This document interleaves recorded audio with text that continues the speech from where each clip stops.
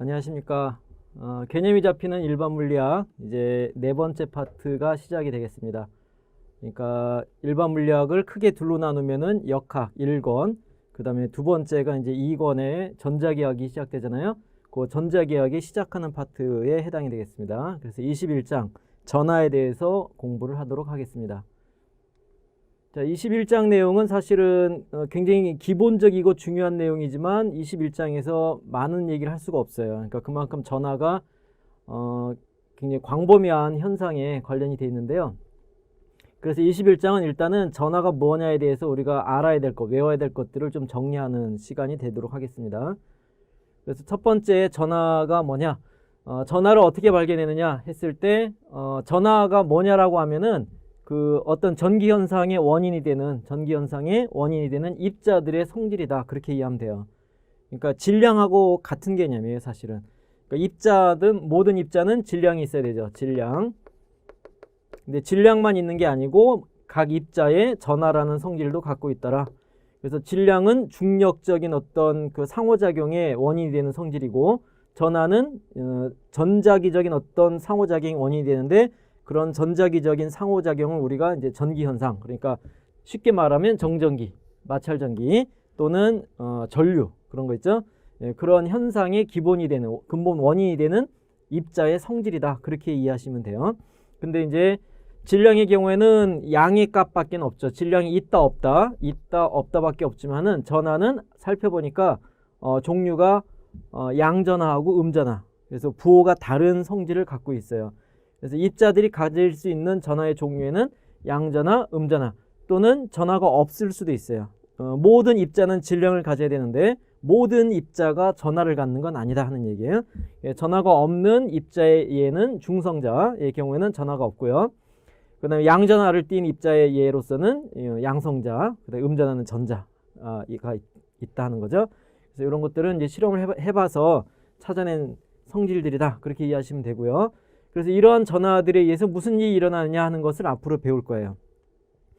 그런데 이제 이렇게 전하라는 것을 우리가 새로 물리량을 정의를 하는 건데, 그러한 새로운 물리량, 전하량에 대한 단위는 쿨롱이라는 단위를 사용을 해요. 이제 쿨롱이라는 사람, 쿨롱 법칙을 만든 사람인데, 그 사람이 이름을 따서 쿨롱이라는 단위를 쓰는데, 질량의 단위는 킬로그램이죠.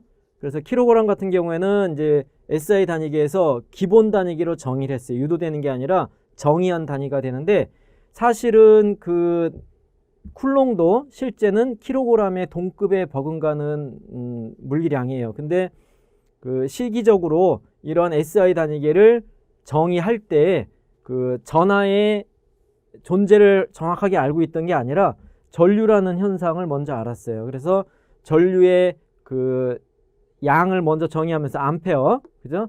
암페어를 먼저 정의를 했어요. 그래서 그게 이제 기본 단위에 암페어가 들어가 있는데, 나중에 알고 봤더니 이러한 전류가 전하의 움직임이다, 그래서 전하량이랑 관계가 있다 해서 전류의 정의는 이건 나중에 다시 공부를 하게 돼요.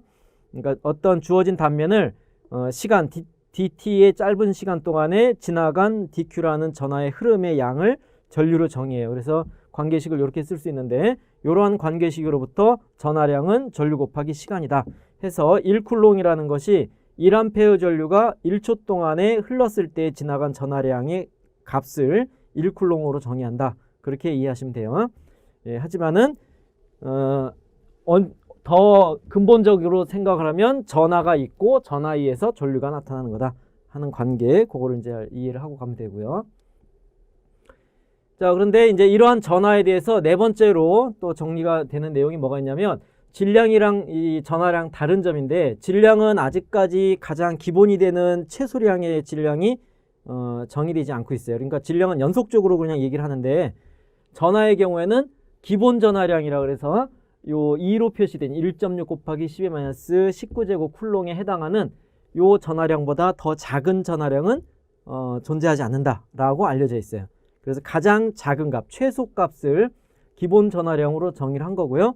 그러면 실제로 우리가 뭐 1쿨롱이다 또는 2쿨롱이다 하는 식으로 어떤 전하량을 얘기할 때는 별로 우리가 신경 안 쓰고 실수를 사용해서 전하량을 표시하는 것 같지만, 사실은 그 모든 전하량은 다 양자화되어 있어요.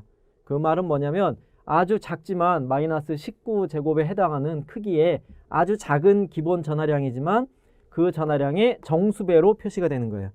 따라서 1쿨롱 같은 경우에는 1쿨롱의 경우에는 이런 기본 전하량이 6.25 곱하기 10의 18제곱개가 들어가야 돼요. 기본 전하량이. 그래서 굉장히 많은 수가 들어가는데 이 n이 이만한 값을 갖는 n일 때 1쿨롱 해당이 된다. 그렇게 생각하면 돼요. 그래서 사실은 이만큼 10의 18제곱 정도의 개수가 있을 때는 한두 개 차이는 무시해도 되는 거죠. 그러니까 이제 연속적인 값으로 우리가 사용해도 큰 문제는 없는데 원칙적으로는 전하는 양자화되어 있다. 기본 전하량의 정수배다. 그죠? 그래서 만약에 이제 기본 전하량은 그냥 절대값, 양의 값으로 정하고 마이너스 정수일 때는 음의 전하, 양의 정수일 때는 양의 전하. 그렇게 값을 표시할 수 있다 하는 얘기죠.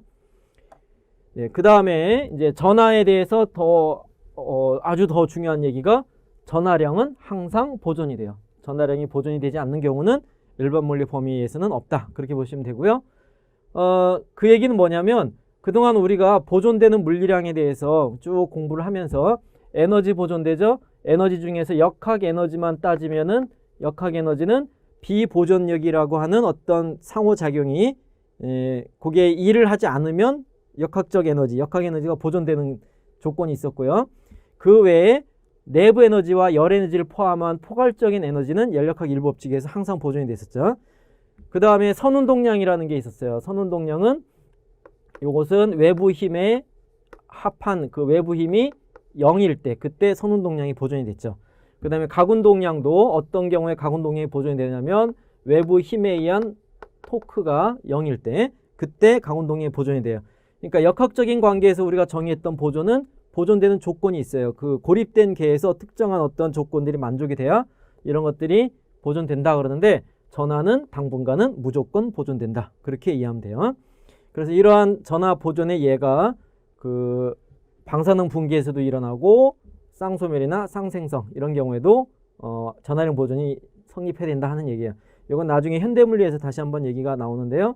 이와 같이 우라늄이 붕괴가 일어날 때 알파 붕괴, 양성자 그러니까 헬륨의 원자 핵이죠.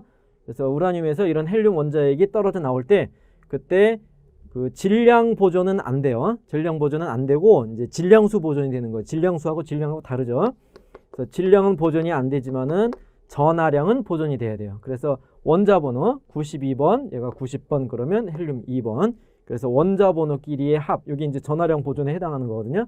예, 그래서 전하가 보존된다는 거고 전자가 있고요. 그 전자의 반입자인 전자, 그 다음에 반입자인 양전자가 있어요. 양전자가 있는데 이 둘은 다른 건 다 똑같은데 전하량만 반대. 그렇게 이해하면 돼요. 근데 이 둘이 자유공간에서 만났다? 그러면 두 입자가 사라져요. 그럼 이제 쌍소멸이라고 그러는데 예, 그래서 에너지가 되는데 빛 에너지, 감마선의 빛 에너지가 돼요.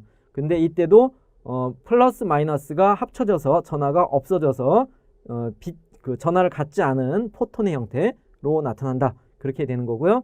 그 다음에 쌍생생의 경우에도 감마선 하나가 커다란 원자핵 근처에서 그 갑자기 전자와 양전자 반입자의 쌍으로 에너지가 질량이 되는 건데 이 경우에도 얘가 마이너스 전하가 나타나면 반드시 플러스 전하가 나타나야 돼요. 그래야 전체 전하량 보존을 만족한다 하는 얘기예요.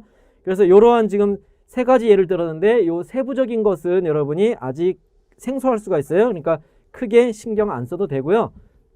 뭘 알면 돼요? 전하는 항상 보존돼야 된다 하는 것, 그 사실을 잘 기억하고 가면 돼요. 그 다음에 당연한 얘기지만 7번 전하끼리의 상호작용이 있는데 그 같은 종류끼리 그러니까 플러스 마이너스끼리는 밀고 다른 종류 그러니까 플러스하고 마이너스 이런 애들은 서로 당기더라 하는 얘기죠. 그 다음에 이제 우리가 주로 당분간 다룰 것은 정전기에 대해서 얘기를 할 거예요.